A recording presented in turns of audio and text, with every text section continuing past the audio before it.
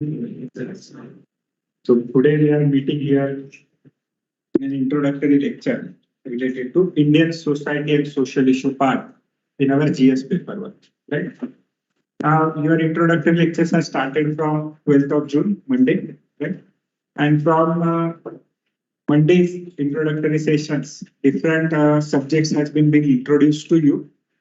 And also how the examination pattern is all about that also we are talking, right? So when we are talking about here, Indian society and social issues, this is what the name of the subject that we have written here. And myself, Shivaji Kale, I am going to discuss this part of the syllabus with you in a very detailed manner. Now, if you look at the schema of UPSC examination, we can get to know that there are 4 general studies papers, right? GS 1, 2, 3, 4. GS 1 paper consists of 3 parts: history, geography, and Indian society. नाम बहुत बड़ा है तो उसको छोटा कर देते हैं, इंडियन सोसाइटी या सोशल इश्यूज कुछ भी एक बात करें, राइट?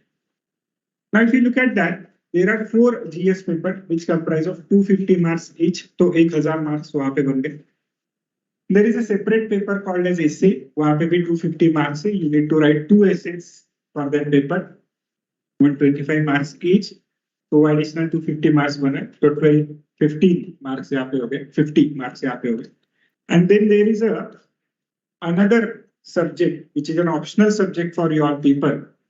Now उसको optional subject इसीलिए बोला गया है कि you can choose any particular subject out of the list given by provided by UPSC. Now there are different types of subject. Humanities subjects are there, technical, science background, commerce background. अलग-अलग subject वहाँ पे engineering subjects है. Now depending upon the graduation that you have, certain subjects will be applicable to you. For example, if you have done medical science, you can take medical science as an optional subject. नहीं किया है तो आपका कितना भी interest है आप नहीं ले सकते, because technicalities will be needed there. But certain subjects like humanities subjects are open to all. You can choose any one of them out of your interest and other available criteria. Right? Now that will be 500 marks separately, where there will be 2 papers for you all people. 250 marks each, paper 1 of optional subject, paper 2 of optional subject, 250, 250, 500 marks. Now this is a scheme of mains examination. 1250 marks of GS plus essay plus optional 500 marks equal to 70-50, right? उसको छोड़ के भी there will be another third stage of the examination which will be interview, which will be having 275 marks, right? और ये सारा total मिलके आपका final list लगेगा जिसमें you have to get the rank, right? Now जब मैं ये बात कर रहा हूँ, you all people might be thinking about कि प्रीलिम का तो बात ही नहीं किया, ये कैसे हो गया? इस साल से डिस्क्वालीफाई हो क्या, करनी निकाल दिया क्या प्रीलिम? तो ऐसा कुछ नहीं है, prelim is going to be there, but the point is that today when we are talking about Indian society as a part of our syllabus, we will be more focused on mains part. Actually it is main होता है, लेकिन सब लोग mains बोलते हैं, हम भी mains बोलेंगे, ठीक है? तो मेंस पार्ट में है और इंटरव्यू पार्ट में इसका आपको बहुत ज्यादा रिलेवेंस है। प्रीलिम में भी आएगा, स्पेशली अगर आप देखोगे तो सोशल स्कीम्स जो होते हैं उसके ऊपर क्वेश्चन आते हैं, government schemes, social sector schemes है, सोशल एरियाज के ऊपर certain surveys are there, reports are there, उसके बारे में प्रीलिम में आपको क्वेश्चन पूछा जा सकता है। Now these type of questions will be there, few questions will be there in prelim, but indirectly you will be preparing these questions in your current affairs paper. So generally हम लोग Indian society, but it will help you there also. So our main objective is to talk about how this part of the syllabus is there for our mains examination, right? Now when I'm focusing on the mains examination, the second stage of the examination, repeatedly I'm focusing on it. Why is that so? Because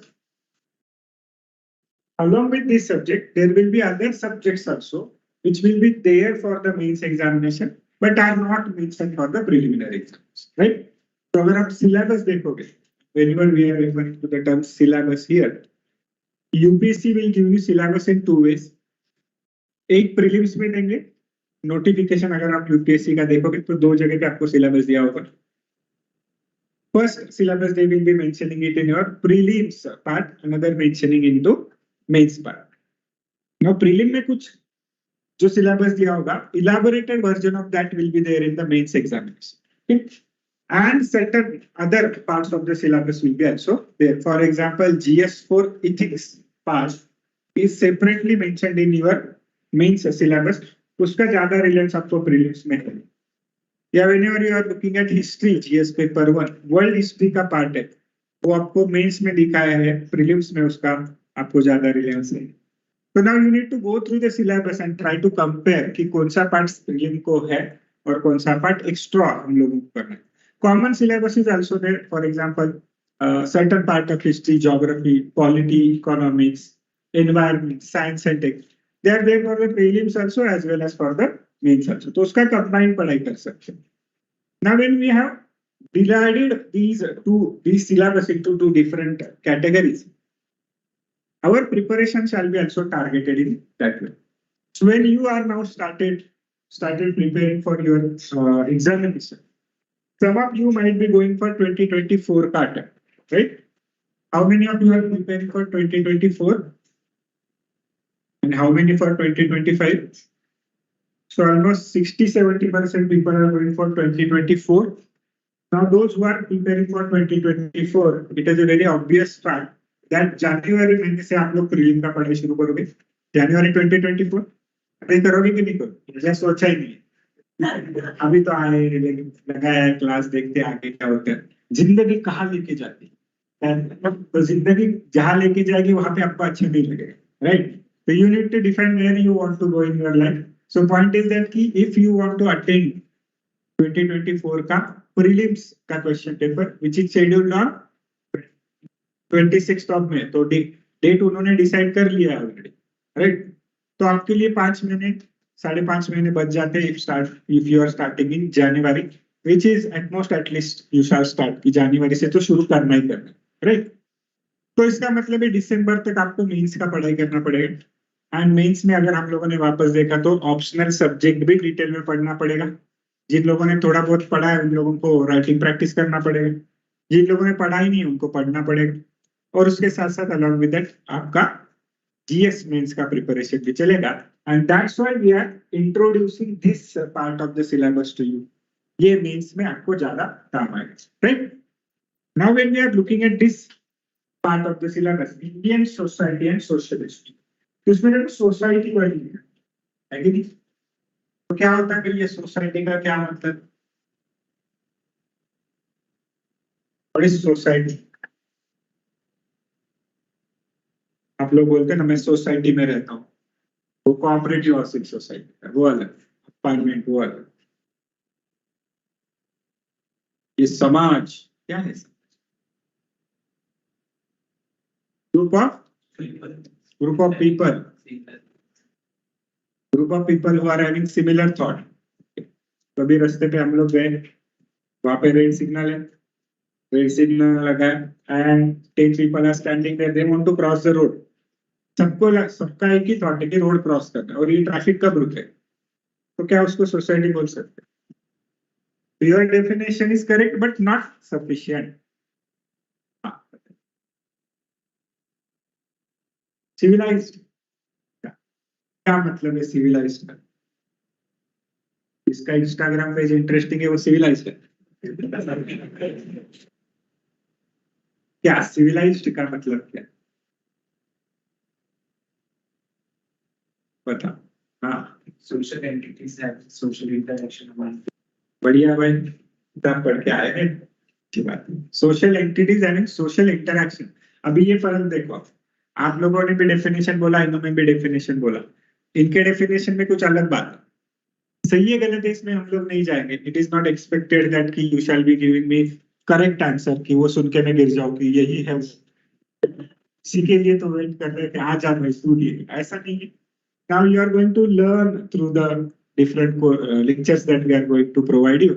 तो आप सीखोगे. लेकिन when we are listening to his argument, we feel that कि इसकी जो wording है ये society या सोशियोलॉजी का टर्मिनोलॉजी लगता है. Social entities having social interaction, you know, social situation, developing social milieu of an individual. ऐसे हाईफाई लग रहा है. हाईफाई नहीं है, बस किताबों में से वर्ड उठा के लेके आए, एनसीईआरटीज पढ़ के आए होंगे तो ये वर्ड हम लोगों को मिलेंगे. और कुछ डिफिकल्ट नहीं है, ग्रेजुअली आपको बताया जाएगा कि कैसे कैसे करना है. But point is that let's understand what is society, right? तो कुछ नहीं है सोसाइटी, ये सोसाइटी, ये क्लासरूम एक सोसाइटी है. Also some people have joined some online platform. Also some people might be watching it on Zoom या क्या अपना YouTube. इतने सारे प्लेटफॉर्म हो गए, किस किस का नाम है, right? Some people might be joined on YouTube live पे देख रहे होंगे. So these all people are now part of this particular community classroom social group, छोटा सा, which represents society in a smaller context. Why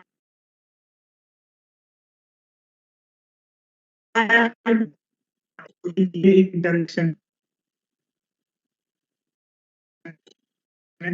some traditions, knowledge, इसका हम लोगों को क्या कहते हैं? We are, there is happening give and take, and that's why there is an interdependency among each other. Develop कर लिया तो हम लोगों को क्यों पढ़ना? Being an UPSC aspirant, why shall we be studying about society? तो इसका आंसर आपको मिलेगा इस चीज, सोशल इश्यूज का जो पॉइंट लिखा है, right? When we are referring to this social terminology, why is that? Because अगर आप देखोगे तो this part of the syllabus was introduced in 2013.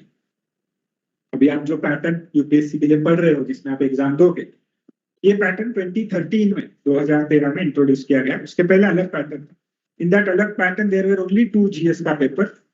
No separate society part was mention. This was there implicitly. इसके ऊपर question भी आते थे, but ऐसा एक्सप्लिसिटली सिलेबस में लिखा नहीं था कि इसके ऊपर आए. और कम संख्या भी कम थी. अभी संख्या भी बढ़ा दी, number of questions, so weightage has increased. Will see how much it has increased. And why is that so? Because you see, when you will become a government officer, or they call it as a public servant, what you are trying to do? You are trying to implement the schemes that are run by government, isn't it? थोड़ा senior बन जाओगे तो your inputs will be also taken into while formulating the policy. जब थोड़ा seniority secretariat में जब जाओगे तो आप policy formulation का काम करोगे. शुरू में being an IAS or IPS officer, you will be in a field to implement the government policy, right? तो जब ये गवर्नमेंट पॉलिसी बनाएगा या जो भी पॉलिसी बनाए या है, उसको जब हम इम्प्लीमेंट करोगे आप लोग, being a government officer, what will be the case? That you shall be knowing and understanding the society as it is. When you understand the society, then and then only you can formulate a policy for society. क्यों? Because to understand a society means, from the government's point of view, for our discussion purpose, you need to identify what are the social issues that are there. Right? Let's take a very rudimentary example of a 150 years old times. There was a sati practice happening in India, isn't it? सब लोगों ने सुना होगा, सती practice होता था. पहले वो socially allowed था, इसीलिए होता था, लोग अपोज नहीं कर रहे. Then social reformers came. They said, "Arey, this is a wrong thing. You are burning a woman alive. This is such an inhuman thing to do." People started getting enlightened. People started acknowledging it कि ये बुरी चीज. Then government came with a law. They banned the practice of sati.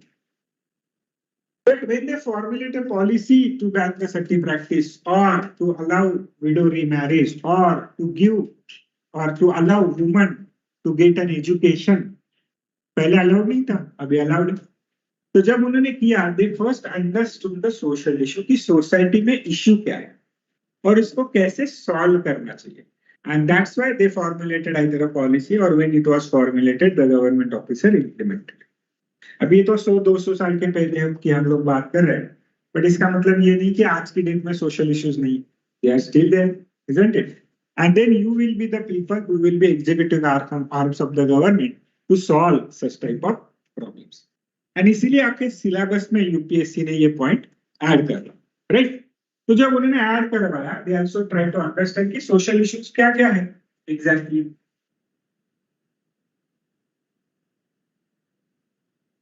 Right?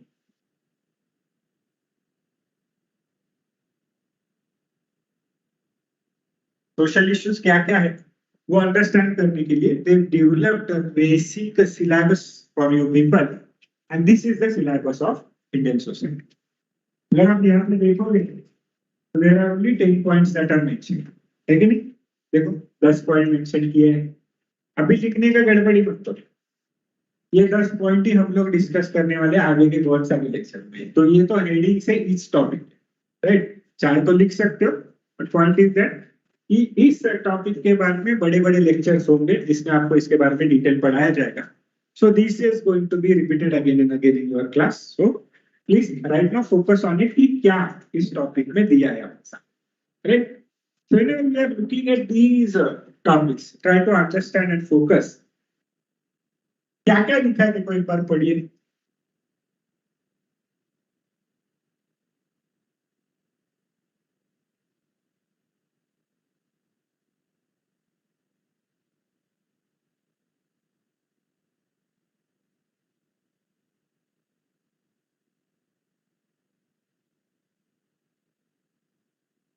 ये आप जब पढ़ोगे, चलो पहला टॉपिक तो ओपन एंडेड टॉपिक है, select features of Indian society. तो इसमें बहुत सारी चीजें आएंगी, बहुत इंटरेस्टिंग टॉपिक होगा. Lot of things we will study here. Open ended है because they have not mention कि which features you need to study. उन्होंने बोला कि सोसाइटी के फीचर्स आप पढ़ो, तो उसमें हम लोग इंपॉर्टेंट 7-8 फीचर्स निकालेंगे looking at the previous years question paper, जिसको हम डिटेल में पढ़ेंगे इन द होप दैट कि these will be asked again in the question paper, right?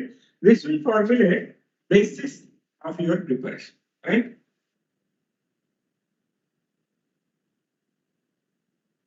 ये जो चीज है ये आपका बनाएगा बेसिक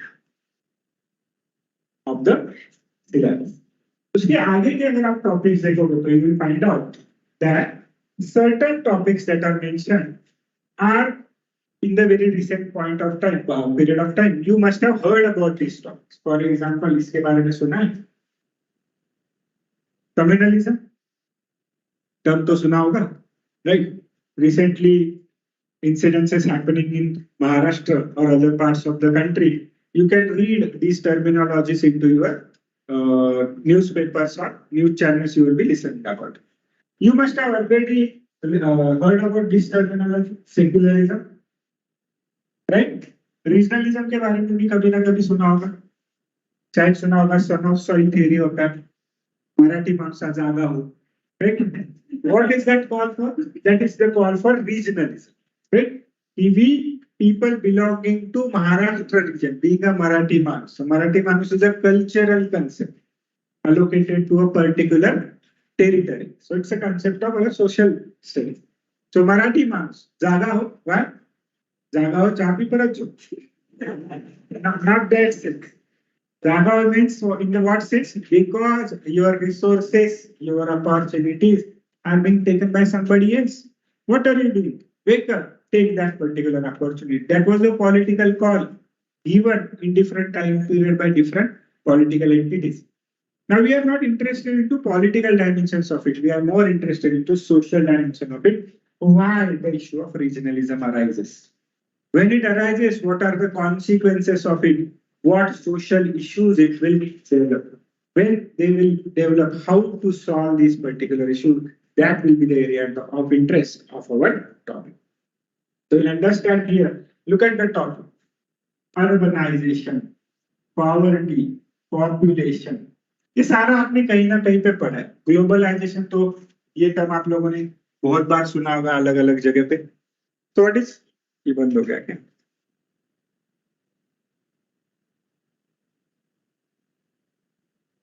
तो व्हाट इज ग्लोबलाइजेशन दे? हाँ से रिसेप्शन से किसी को बुलाइए. So what is globalization in that particular sense? अगर आप देखोगे तो we understand the term globalization in this sense that the world is coming together.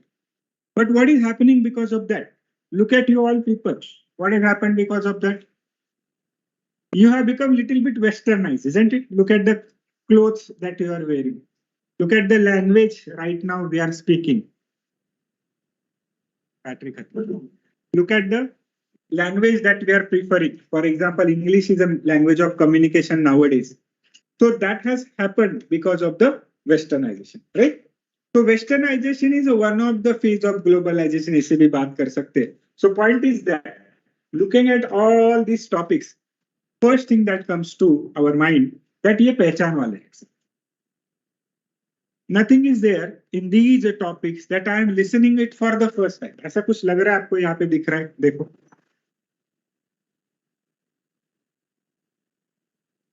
ऐसा कुछ की पहली बार ही सुना है लाइफ, ऐसा पहली बार हुआ है 17-18 सालों में, ऐसा कुछ है यहाँ पे? ऐसा नहीं है. Social empowerment, we heard it, right? But अभी उसका next stage which is very very important. Now this is something that we have heard sometime, read it somewhere, so we are very comfortable with it. But if there is a question on it, you can write couple of points also. Suppose they will ask you something related to poverty, you can write economic dimensions of poverty. It will be easy for you. But then if you can write it, other people can also write it. That is what you need to understand. This examination is all about competition. What you know, if others know it, there is no competitive advantage. You need to know something more than everybody else in the competition process. And it should be right also. And it should be represented in the answers in a very academic way. Academic का मतलब है कि आपको जैसे इनके words थे, they are very academic words. The social entities, social interaction. तो इसको आप गपशप भी बोल सकते, but examiner will not appreciate the word गपशप, गॉसिप, ये नहीं अप्रिशिएट करेंगे. Even if similar meaning is there, he will be more interested into terminology like social interactions, because that has little bit more meaning as compare to some common terms words that are being used. Now ये learn करना पड़ेगा, right? तो पढ़ना क्या है आपको, syllabus तो आपको ऑलरेडी पता है.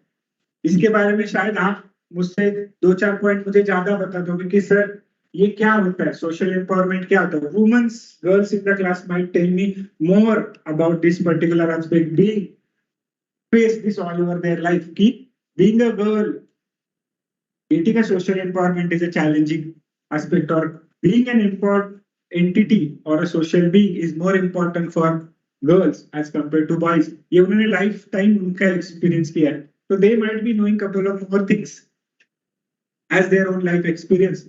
बट उसको हम लोगों को किताबों में पढ़ के रैशनल इस तरीके से आंसर में लिखना पड़ेगा, and that will fetch you a mark, right? And that's why I am mentioning this point that this is a competitive examination. It's not about how much marks a topper is getting and where I am standing with respect to that mark.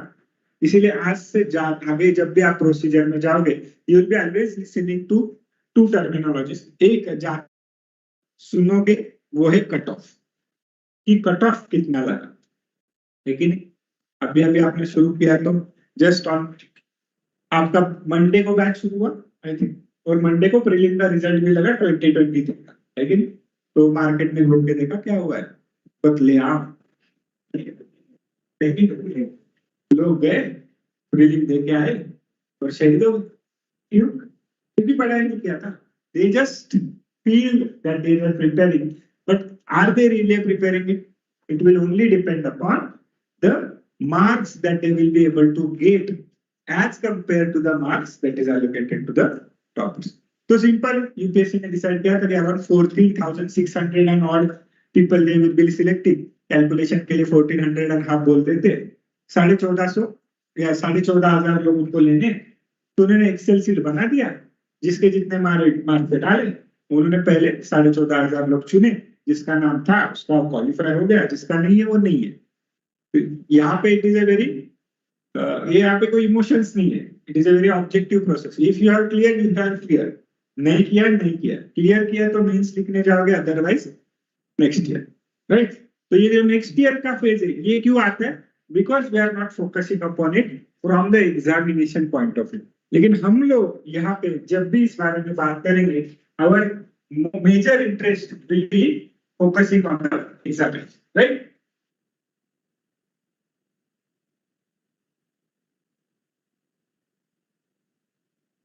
Okay, तो इसको क्या करेंगे? Now we have seen कि syllabus क्या है और इसका interdisciplinary nature हम लोगों को अभी समझ के लिए, राइट? अभी इंटरडिसिप्लिनरी नेचर का मतलब क्या है? तो when in the very beginning I was mentioning that there are 4 GS papers, isn't it? I was mentioning that there are 4 GS papers, 1, 2, 3, and 4. Right? So when we are preparing Indian society, the topic is Indian society, right? उसका short form बोल देते हैं society. When we are preparing for a topic called as society, it is also connected to other parts of syllabus. For example, try to remember when we talked about poverty in our syllabus. याद आ रहा है पिछला वाला slide. So can we connect it to GS part 3 in economics?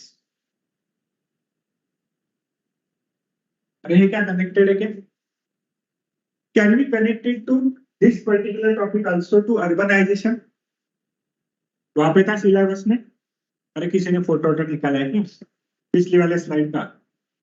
Technology generation है, कोई बात नहीं. तो अर्बनाइजेशन टॉपिक था. तो क्या अर्बनाइजेशन टॉपिक्स भी इकोनॉमिक्स में आएगा? अरे आएगा ना. इकोनॉमिक्स में infrastructure is a very important area. क्या हम लोगों ने पॉपुलेशन टॉपिक पढ़ा था? क्या यहाँ पे जियोग्राफी भी आता है?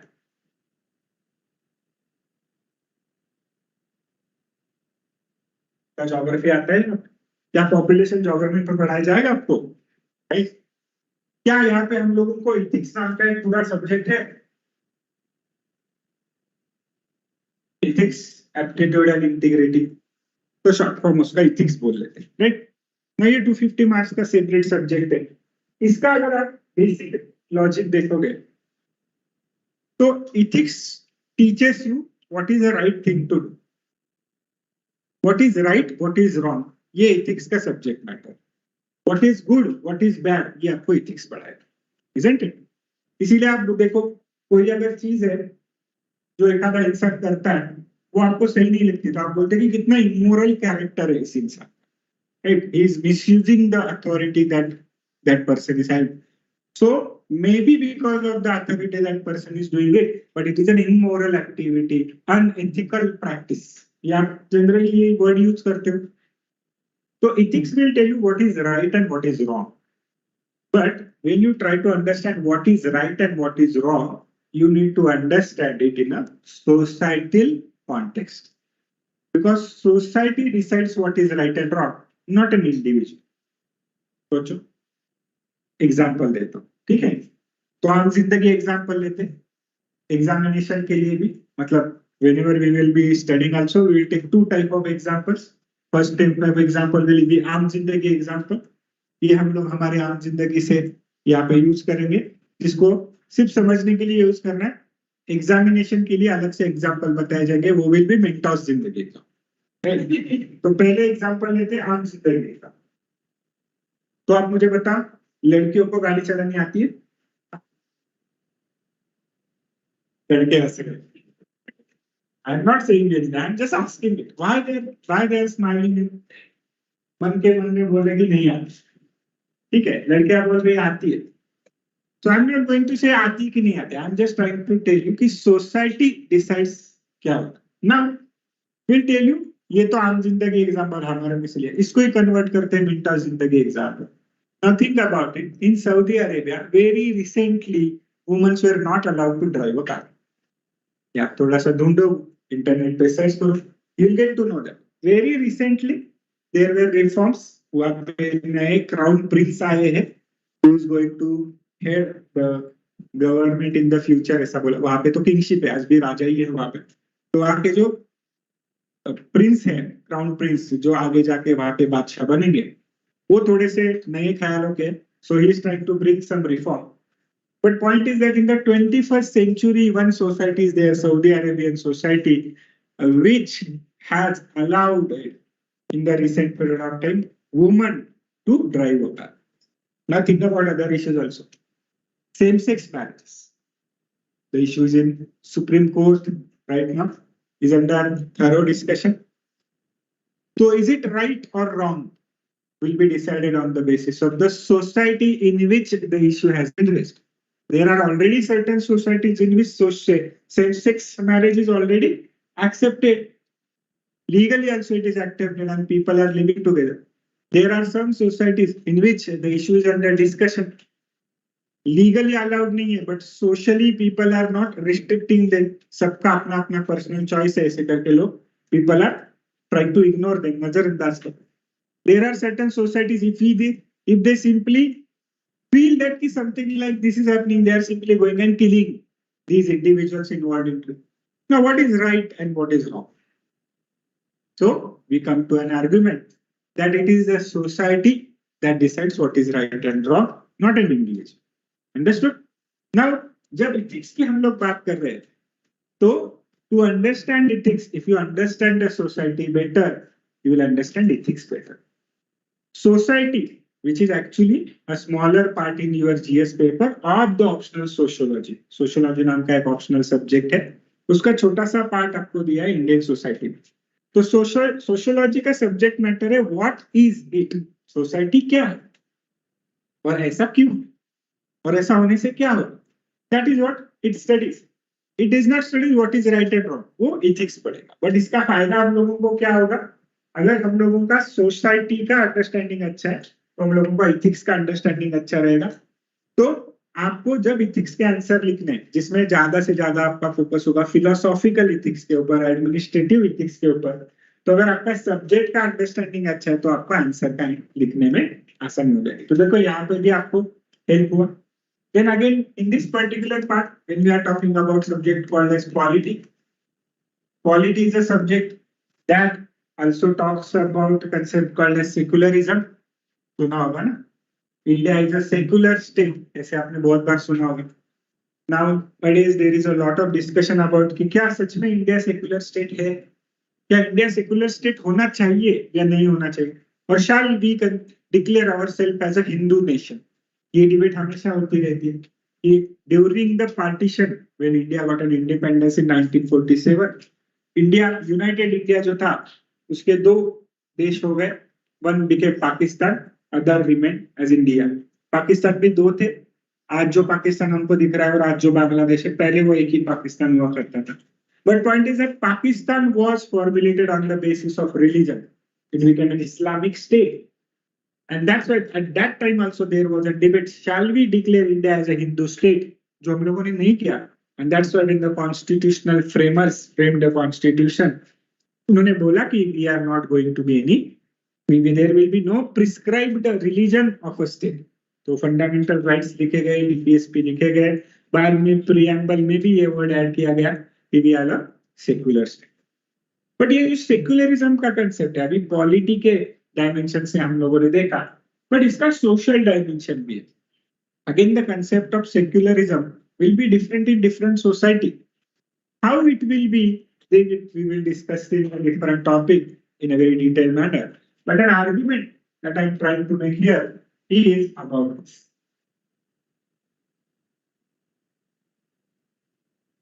Interdisciplinary nature of the subject. तो जब आप सोसाइटी का पढ़ाई करोगे तो इसका मतलब नहीं है सिर्फ 10 टॉपिक मैंने पढ़ के आए, वो पढ़ने के लिए आपको और सब्जेक्ट का नॉलेज भी लगेगा. या आप उल्टा भी सोच सकते हो, अगर ये सब्जेक्ट मैंने पढ़ा तो मुझे बाकी सब्जेक्ट का भी नॉलेज मेरा अच्छा बढ़ेगा. और तो एक बढ़िया चीज आपको देखने को मिलेगी, दैट बढ़िया चीज is about essay. Essay 250 marks are there, isn't it? And आप लोगों ने का एसे का अगर एनालिसिस कर लिया, प्रीवियस क्वेश्चन पेपर देख लिए, you will get to know that in the last 2-3 years they are asking philosophical quotes in essay. कोई भी philosophical quote आप देख लो, अगर आप इसको डिकोड कर पाओगे, you will understand that philosophical quote is related to certain social aspect of life or individual aspect of like a particular characteristic or a quality of an individual or an issue in the society. And that's why if you can decode this philosophical essay, we'll find out that social dimension of that philosophical quote will have a higher weightage. और इसीलिए जब आप society का पढ़ाई करोगे तो आपको ऐसे लिखने में बहुत आसानी. Understood? And that is what our also objective will be. तो क्वेश्चन पेपर में whenever we are focusing upon our preparation style, our objective is to not only understand the syllabus given, but our objective will be not only to prepare for the number of questions that are there, but also to move beyond that particular area. But वो तो extra चीज हम लोग करेंगे. Primarily किसके ऊपर focus करना है? तो number of questions that are appearing in the GS paper 1 of Indian society, वो तो डायरेक्ट करना है. तो कितने क्वेश्चन आते हैं उसमें, तो उसका भी एनालिसिस करेंगे. अभी अगर आप देखोगे यहाँ पे अगर हम लोग देखेंगे तो 2013 से लेके 22 तक का मैंने नंबर लिखा है, ईयर का नंबर लिखा है. अगर हम लोग इसमें देखेंगे तो मिनिमम 4 क्वेश्चंस were asked.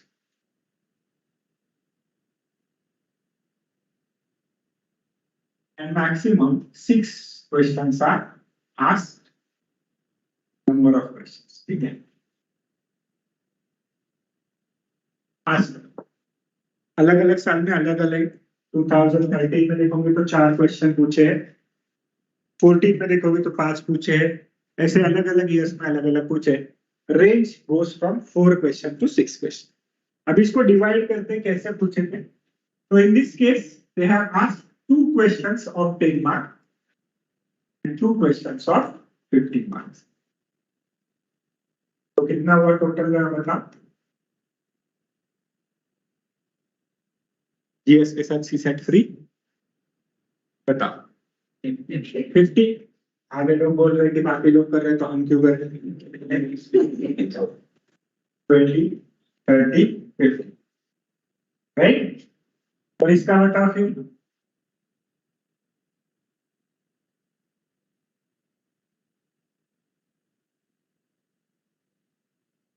ये तो तुक्का है.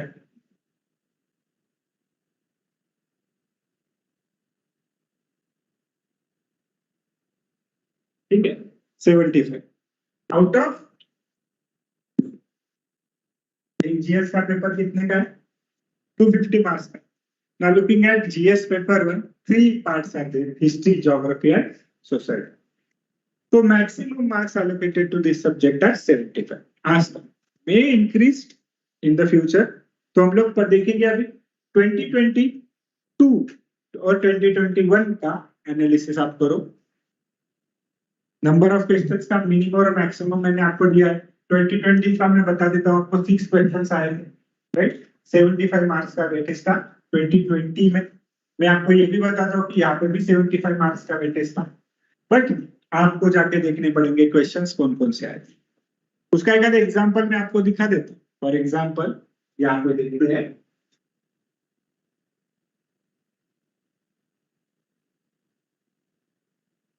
नाउ 2020 का क्वेश्चन पेपर है, ठीक है. 22 या 20 का आपको चेक करना पड़ेगा, right. Now these are the questions that were there in the earlier paragraph. So just go through the questions that are there. सिर्फ पढ़ना क्वेश्चन, फिर बात करना.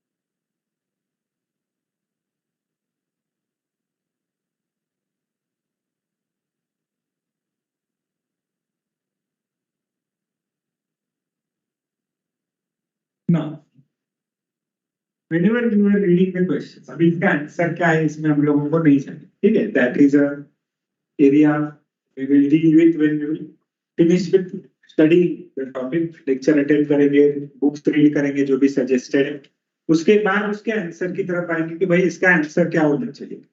Now today's our objective is different. Today's our objective is to find out जो question आया है वो question किस एरिया के ऊपर पूछा गया है. Now look at the first question. क्या इसमें की पॉइंट कौन सा है, की वर्ड कौन सा है, कास्ट, राइट. तो caste is a very important feature of the society, isn't it. तो देखो फर्स्ट टॉपिक के ऊपर क्वेश्चन पूछा. आगे देखते देखो क्या पूछा है, क्लास इनइक्वालिटीज एंड पॉवर्टी. तो क्लास इंडियन सोसाइटी का फीचर हो सकता है, but more important feature is caste. इसलिए ये जो क्वेश्चन है, ये हम लोगों ने जो पॉवर्टी एंड एसोसिएटेड इश्यूज, ये जो सिलेबस में टॉपिक पढ़ा था, अरे याद है ना, राइट, इससे कनेक्टेड होगा. आगे जाते हैं, इसमें बताओ कौन सा की पॉइंट है, आगे बताओ.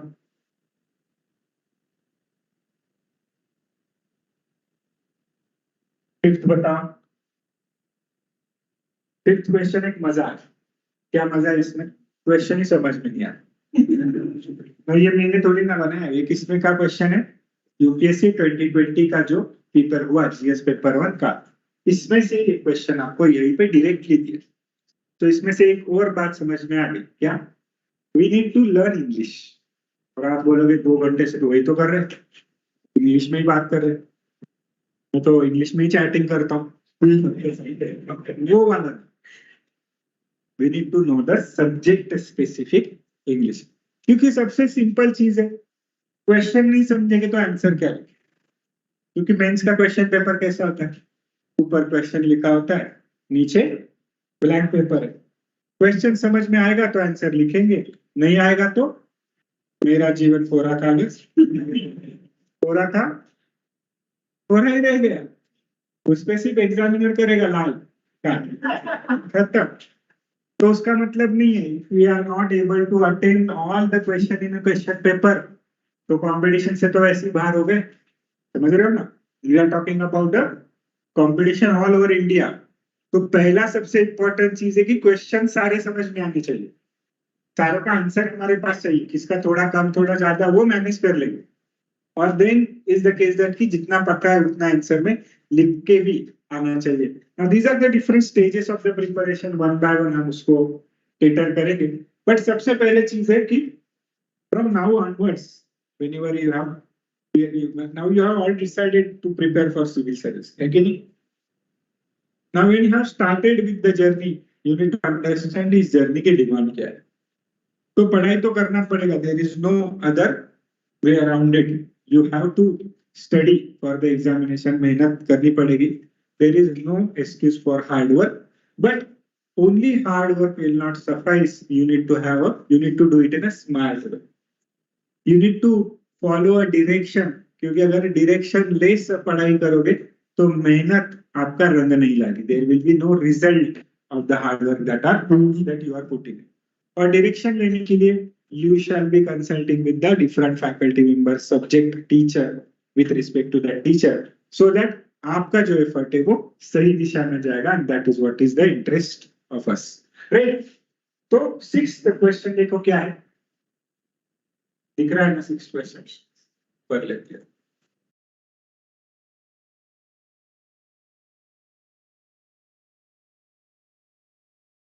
दिख रहा है ना, अब बता. हाँ,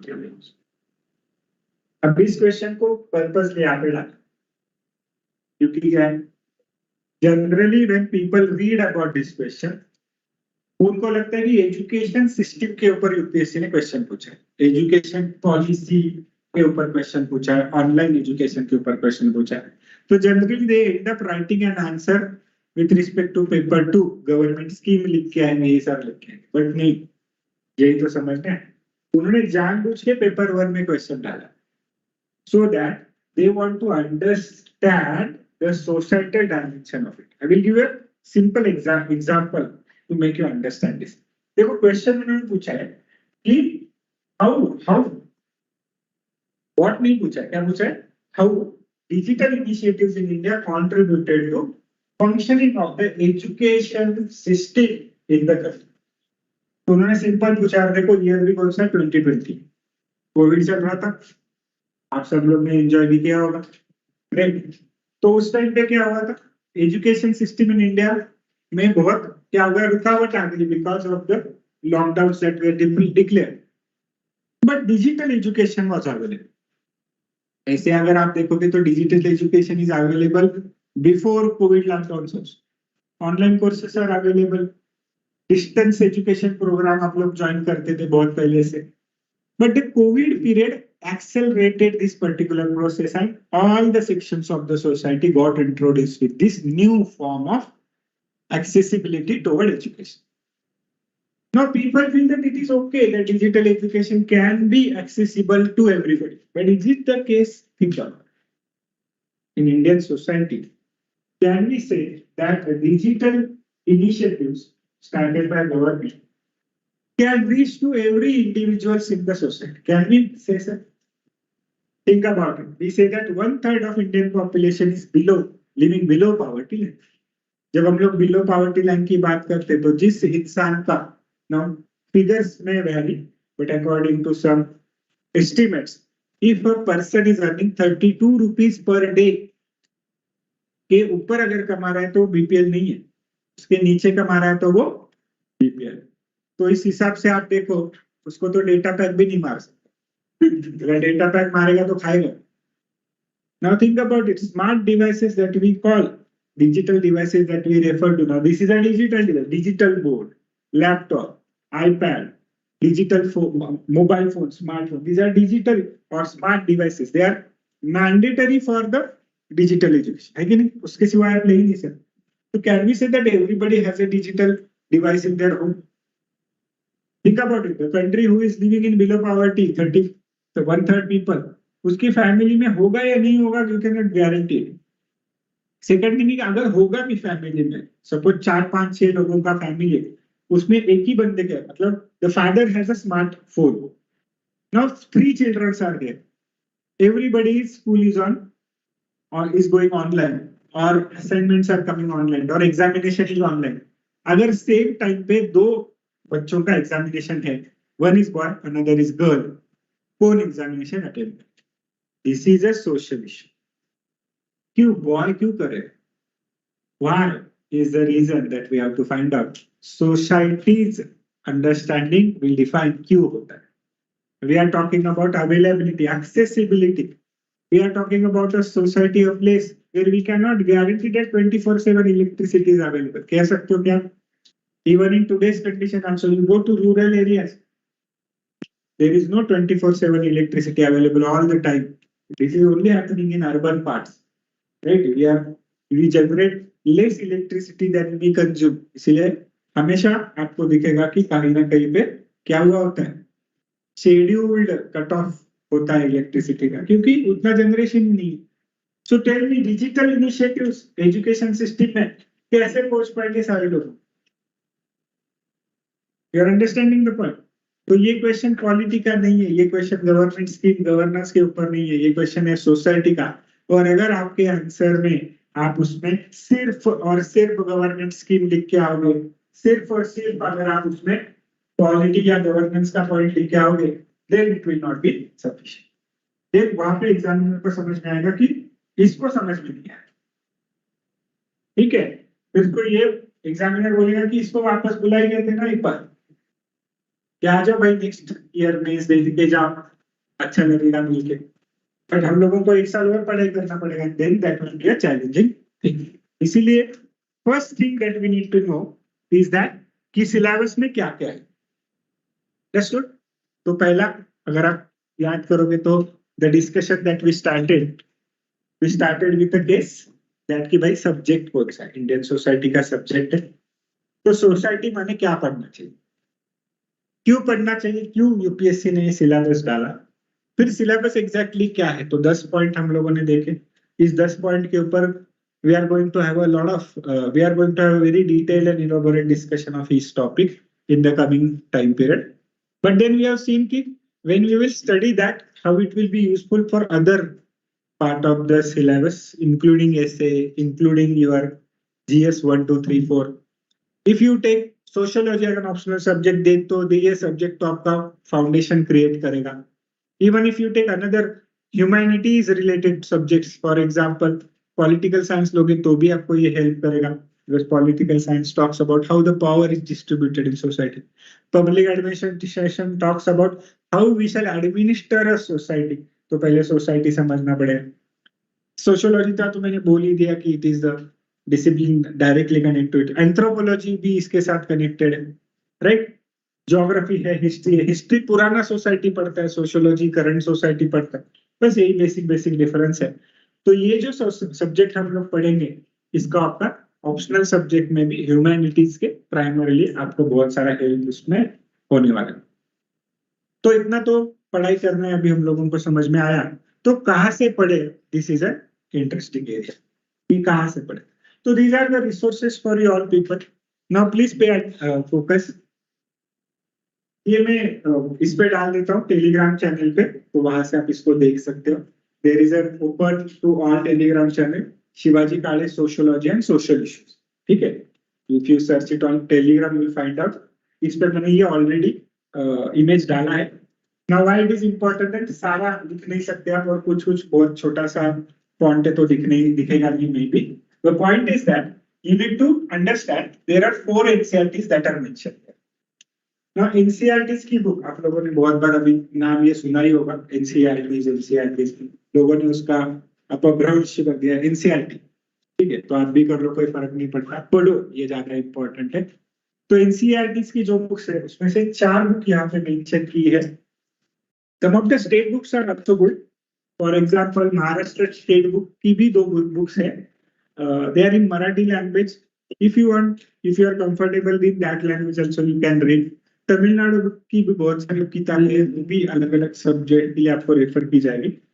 but largely NCERT books will be primarily considered as a source material for you people.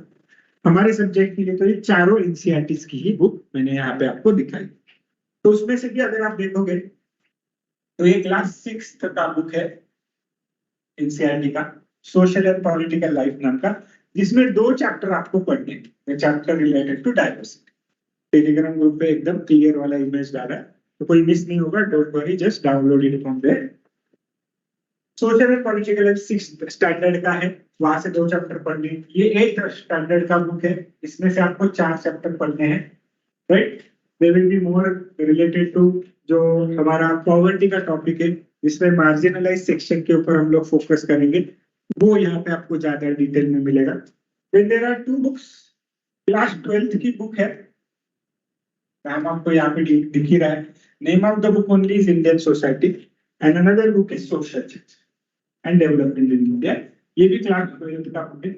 इसमें से सारे chapter, right, they are all important for your syllabus. There are 2 more NCERTs. Those who want to go into the detail of it, and also those who are planning to take sociology and optional subject, उनके लिए और 2 NCERT है. 11th standard का एक है, उसमें से introducing sociology. चाहे तो आप ये भी पढ़ सकते हो, जिनको आगे उसमें ज्यादा डिटेल में बात करनी. उसके बाद में these are NCERT बुक्स. इसके बाद में एक और बुक है यहाँ पे, सोशल प्रॉब्लम्स इन इंडिया नाम का बुक है. राम आहूजा साहब इसके ऊपर है. आहूजा साहब ने बहुत अच्छी किताब लिखी है. If you are interested into the details you can go through that book, but I will suggest this has more relevance for your preparation. What is this? Newspaper. तो अगर आप देखोगे तो these will develop your conceptual understanding.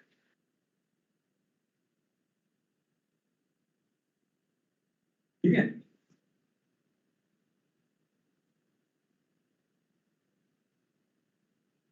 या theoretical is या traditional.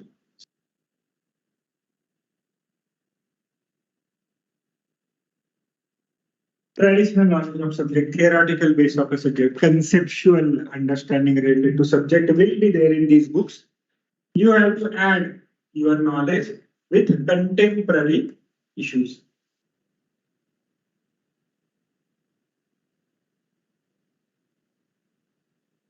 To make your answer more dynamic in nature. That's why current issues will be more important. Right? It will bring dynamism into your Also, it will give you a lot of content to substantiate your argument.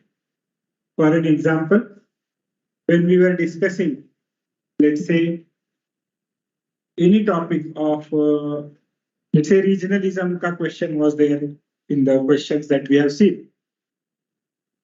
So we can make an argument, or communalism ka question is also there in the previous question. So suppose there is a question on communalism, and we have made an argument that communalism in India is multi-dimensional. Religion, even though plays the most important role, there are other factors also. For example, ethnicity. Isn't it? For example, language. For example, tribal identity. ये तो मैंने argument लिखा है ना, ये argument सही है, examiner भी बोलेगा सही है, मार्क्स भी देगा इसको। बट अगर मैं इसको सपोर्ट करता हूँ, मेरे आर्गुमेंट को, I give certain proof to my argument, ये अलग अलग टाइप से आप दे सकते हो। For example, I have quoted a contemporary event happening in India. I give an example that in Manipur recently communal violence happened between Maithi tribe and Kuki tribe. ये क्या दिया मैंने? I quoted a contemporary social phenomena that is happening now.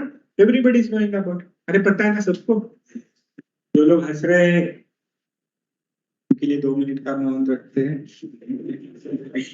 क्योंकि ये जाके भविष्य में शहीद हो, क्योंकि उन्होंने पढ़ा ही नहीं, तो न्यूज़पेपर पढ़ना पड़ेगा। Now there is a qualitative difference between reading a newspaper and studying a newspaper. Now here onward you need to study newspaper. तो जो भी चीज आप पढ़ोगे वो आपके किस काम का है, you need to identify it. For that particular purpose, syllabus is the most important thing that you shall be having. Syllabus हमेशा आपके साथ होना चाहिए, तभी आपको उससे फायदा होगा। Understood? सिलेबस चाहिए, प्रीवियस ईयर क्वेश्चन पेपर चाहिए, तो न्यूज़पेपर जैसे रीड करोगे आपको पता चलेगा इसका कहाँ पे यूज करें। तो I shall be following the sequence NCERT as the first source material for me, then I will be following with the newspapers, that will be second source of material for me. Even after that also I want to go little bit into the depth, I can work with the this particular book. And उसके बाद भी अगर आपको और ज्यादा detail में पढ़ना है तो आप मुझसे मिल सकते हैं, I will give you more resources to study. But let's focus on these 4 resources. इस फोकस रिसोर्सेज को पढ़ने से पहले भी वी विल हैव लेक्चर्स, तो लेक्चर में आपको अंडरस्टैंडिंग दिया जाएगा सब्जेक्ट का। Certain notes will be also provided in the form of hand written notes और class notes. Along with that ये मटेरियल आप पढ़ोगे, अलॉन्ग विद दैट न्यूज़पेपर पढ़ोगे, and gradually we will progress in our preparation. That will be our focus in this particular. समझ रहे हो? तो ये वाला मैंने ऑलरेडी आपको टेलीग्राम ग्रुप पे डाला है, तो no need to let's say आंखों को ज्यादा तकलीफ मत दो। बाकी बात पीछे वाले लोग बोले डाल दिया सत्संग चल रहा है महाराज का, बोला गया। So now this is all with respect to Indian society topic from my side. But if you have any questions, please ask. I will be happy to answer.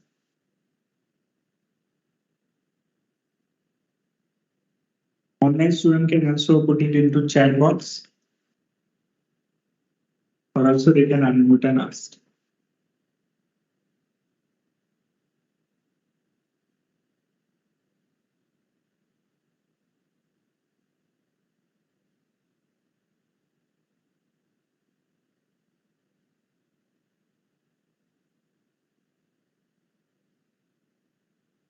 ठीक है, तो रुकते हैं फिर यहीं पे। Okay, then thank you everybody. Very thank you.